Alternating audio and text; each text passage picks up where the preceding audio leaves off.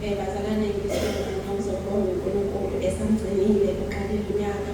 kwaze kwaba lesi sikhathi ehamba nami endleleni yonke engihlenga ngihamba ngama-public transport ubehamba nami kukho konke nje but engikusukumela kakhulu bazalwane kuwukuthi impilo yami yakazi zibe mnandi ngisiye nje ngibe ney'mpilo enzima kakhulu ngiyazi ukuthi bazalwane naye ngibone ngivuka ngithi ngimsebenzini la engisebenza khona kodwa into engiyisebenzayo ayikho bazalwane because uma ngingaphosisi since uqalile lo nyaka emalini engiyiholayo kodwa nge-commission akaze ngikhona imali engaphezulu kwa-1,300 uthole ukuthi kule mali engiyiholayo kumele mhlawumbe ngikhiphe imali engango-970 rand for ama-policies i-cellphone because ngayifungekho-contract imali engisala nayo ususebenza 100 something or 200 something iyona mali engazoleyo ukuthi is gonna last me for inyanga yonke kumele ngithenge kuyona igrosa kumele ngithenge ama-toiletries yonke leyo nto leyo but kukho konke lokho ngiyabonga uNkulunkulu ukuthi usenami ngiyaphila angihambaze ney'ngane zami zisaphila kubo lobo mzima engibhekene nabo up to a point la khona engikhathazeleka khona kakhulu i-1st October singenakho ukudla ney'ngane uthole ukuthi nakwenye inkathi ngizohamba ngiye kwamakhelwane ngisenayazi umkhelwane ukhalele ibhontshisi ungakhona yini ungimi is not ukuthi ngoba ngiyawuhalela but ngoba ngiyazi ukuthi kwasendlila kukhona vele sokuthi by the time la engaze ngabhalela khona uma October 21 ngathi ma anginalutho ngathi ngamsendela ngisho iphiki kwakunesibhoksi samanzi kuphela bazala befrijini ngathi anginakukula ngesikhathi kune-medication engiyidlayo ukuthi ngibe nento esiswini angibonele kuma athi ukhona ukucala singakufake kakhulu ulungezi fakele e-FNB nangempela kuma ngabona nge-SMS eyayine-information kababa uhlose baba wayisenda imali bamsendela abazalwane imali engango-2,500 ukuthi ngithenge igrosa yajesimandi ngabonga kakhulu imali engakaze ngize ngiyihole kulo nyaka wonke ngizoyiphiwa abazali bami okuyimele babe yibona abadla kimi ngiyabonga abantu bami for being an understanding parents nokusinime nami kukho konke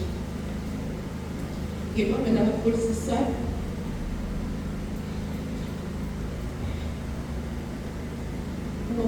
somdala akangicengike bazalami siswana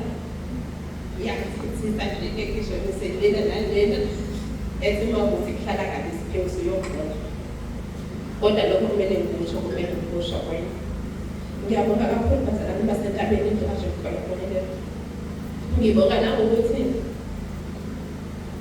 kunama-committees engaphiswa kona la ebandleni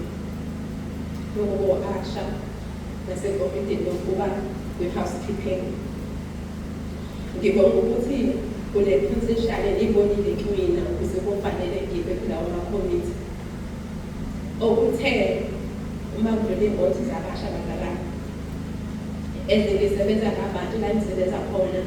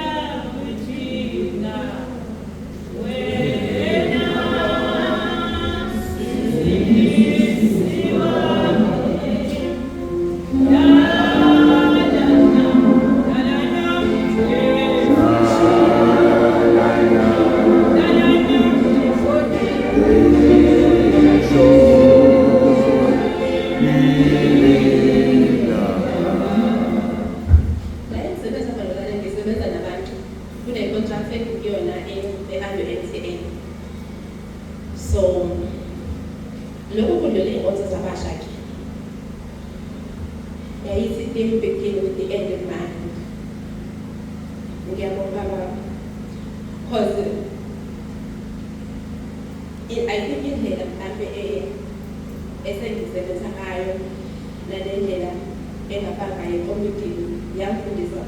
ukudila bahlukene because bengabantu asifani. Lokhu kusidlule ey'nkonzweni zabashaki bazalwane most of the time etawu ilaji ngidla mahhala. Uthole ukuthi lifikile i-customer linenkinga thizeni ungalisiza ngendlela engelisiza ngayo. Akungcono bazalwane athi cha sisayibona isevisi yakho usiphathe kahle because sithe uma siqala kulo uyabona wasitshele i-information e-wrong engafani nalena bengusitshele yona. Ngiyabonga kakhulu uNkulunkulu wazalwane nakhona lokho akusekhona ukuhlakanipha nomqondo wami kepha ngibonga nje uNkulunkulu ukuthi umusa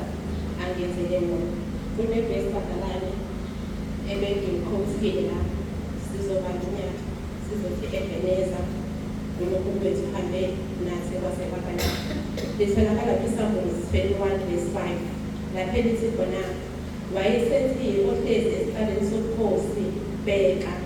ngenza konke kube kusha wathi loba ngokuba lakamazwi athembekile aqinisekile.